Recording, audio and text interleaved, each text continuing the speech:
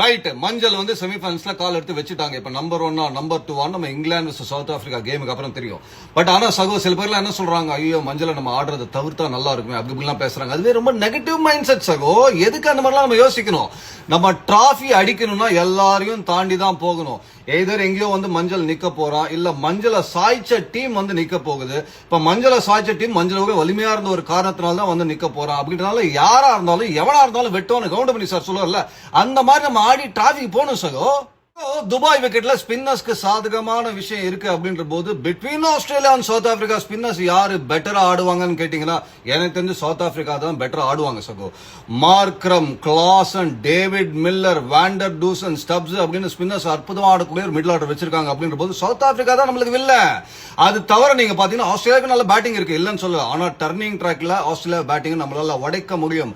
அது தவிர Australia and south Africa ரெண்டு பேருக்கு போலிங் எடுத்தீங்கன்னா south Africa has a better bowling சகோ.